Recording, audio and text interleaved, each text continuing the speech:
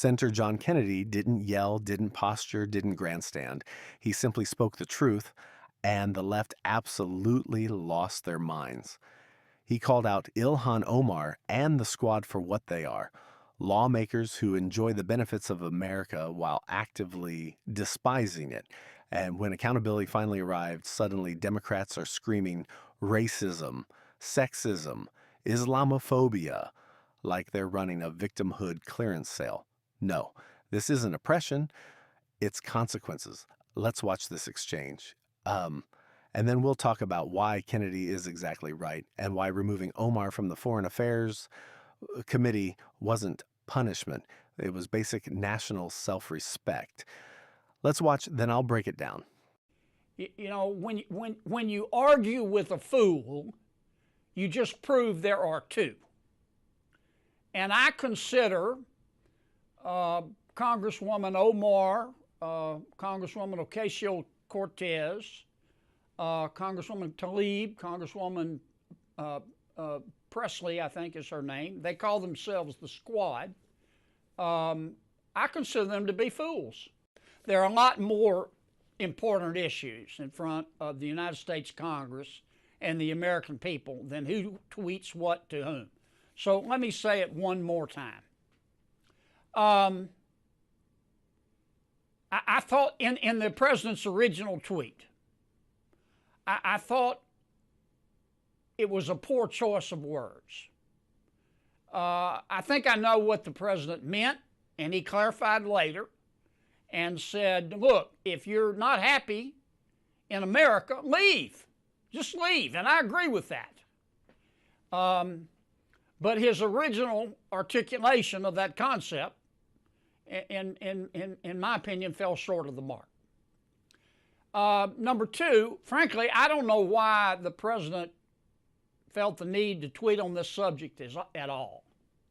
You know, when you argue with a fool, you just prove there are two.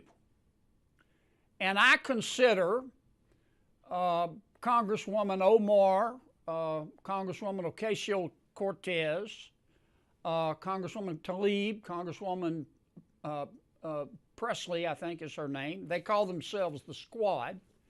I consider them to be fools. They hate America. They think America was wicked in its origins, and it's even more wicked today. They ought to be thanking America instead of calling America evil and wicked and racist. But this is America, and they have the right to their opinion. But I don't like to see the president even dignify their point of view. Besides that, I think that the Squad, as they call themselves, they are destroying the Democratic Party. You know, when your opponent is screwing up, don't interrupt him. Let him go.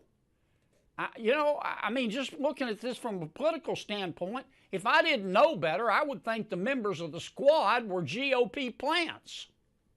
I mean, they think that illegal immigration, socialism, higher taxes, abortion are all moral goods. They think America, Israel, free enterprise are moral bads. That's not what most Americans believe.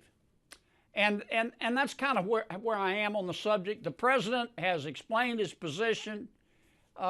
He has said, look, here's what I meant.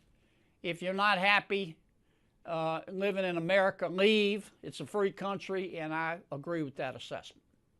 If I am not on this committee for one term, my voice will get louder and stronger, and my leadership will be celebrated around the world as it has been.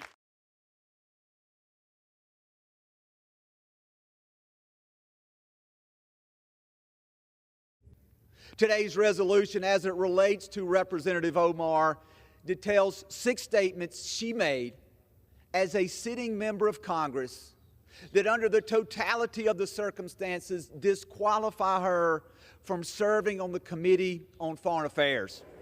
Don't Don't tell me this is about consistency. Don't tell me that this is about a condemnation of anti-Semitic remarks when you have a member of the Republican caucus who has talked about Jewish space lasers and an entire amount of tropes, and also elevated her to some of the highest committee assignments in this body. This is about targeting women of color in the United States of America. Don't tell me, because I didn't get a single apology when my life was threatened. The representative can say whatever the heck she wants, but we don't have to accept it or embrace it. Individuals who hold such hateful views should rightly be barred from that type of committee. This institution is better because of her leadership, and the Foreign Affairs Committee benefits from her perspective. So let's talk about what's really happening. Republicans are waging a blatantly Islamophobic and racist attack on Congresswoman Omar. And I've said it before, I will say it again. The white supremacy happening is unbelievable. This is despicable. We're not removing her from other committees. We just do not believe when it comes to foreign affairs, especially the responsibility of that position around the world with the comments that you make. She shouldn't serve there. The gentlewoman is recognized. There's a very simple truth here. One the media refuses to say. You cannot represent a country you fundamentally believe is evil. That's the heart of Senator Kennedy's argument. The left wants to pretend this is about women of color, but it's not. It's about worldview. Ilhan Omar has repeatedly questioned America's morality, minimized terrorism, blamed this nation for the world's evils, and invoked anti-Semitic tropes. And yes, she apologized for them because she knew exactly what she did.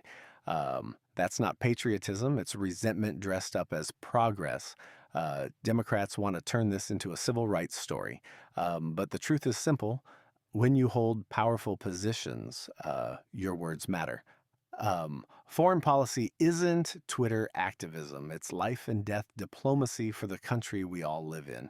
And Kennedy's point stands. If you believe America is irredeemably wicked, why would you represent it? Why would you want power inside a system you claim is racist and oppressive? Accountability is not bigotry. Protecting America's foreign policy from those who disdain America is not extremism. It is sanity. And sanity is finally fighting back.